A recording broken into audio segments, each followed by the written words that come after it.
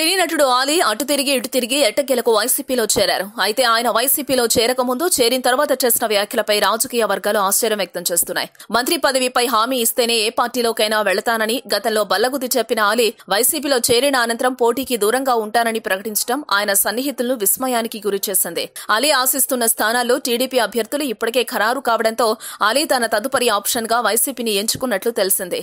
అయితే వైసీపీలో కూడా ఆలీకి టికెట్ పై ఎలాంటి హామీ దక్కలేదని పార్టీలో చేరిక అనంతరం ఆయన మాటలు స్పష్టం చేశాయి. వైసీపీ ఒకవేళ అధికారాన్ని చేజిక్కించుకుని మంత్రిమండలిని ఏర్పాటు చేసినా ఎమ్మెల్సీ కోటాలో ఆలీకి మంత్రి పదవి దక్కుతుందా అంటే ఖచ్చితంగా చెప్పలేని పరిస్థితి. అందుకు కారణం లేకపోలేదు. వైసీపీ అధికారంలోకి వస్తే మంత్రి పదవి కోసం 1000 కళ్లతో ఎదురు చూస్తున్న ఆశావాహుల సంఖ్య చాంతాడంతా ఉందనడంలో ఎలాంటి సందేహం లేదు. వారిలో మైనార్టీ నేతలు కూడా తక్కువ మందేం లేరు. అంతమందికి దాటుకుని ఆలీకి మంత్రి పదవి ఎంతవరకు దక్కుతుందనే ప్రశ్నకు ప్రస్తుతం ఖచ్చితమైన సమాధానం దొరకని పరిస్థితి.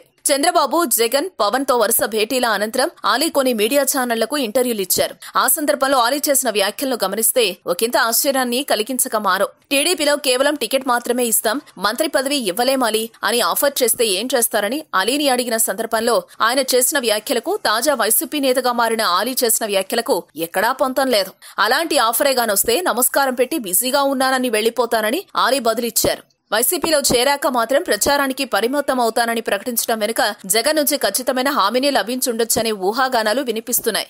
ఇక ఆలీ వైసీపీ చేరిక విషయంలో కూడా పలు అనుమానాలు వ్యక్తమవుతున్నాయి. టికెట్ దక్కకపోయినా ఆలీ చేరడం వెనుక ఒత్తిళ్లు ఉన్నాయనే వాదన తెరపైకొచ్చింది. వైసీపీలో చేరని పక్షంలో ఇబ్బందులు తప్పవని, ఆలీకి బెదిరింపులు వచ్చాయని, అందువల్లే విధిలేని పరిస్థితుల్లో ఆలీ వైసీపీ కండువా కప్పుకున్నారని టీడీపీ నేతలు ఆరోపిస్తున్నారు. హైదరాబాద్ లో భారీగా ఆస్తులు కూడబెట్టిన ఆలీ ఇబ్బందులు వద్దనుకోవడానికే వైకాపాలో చేరారని తెలుస్తోంది.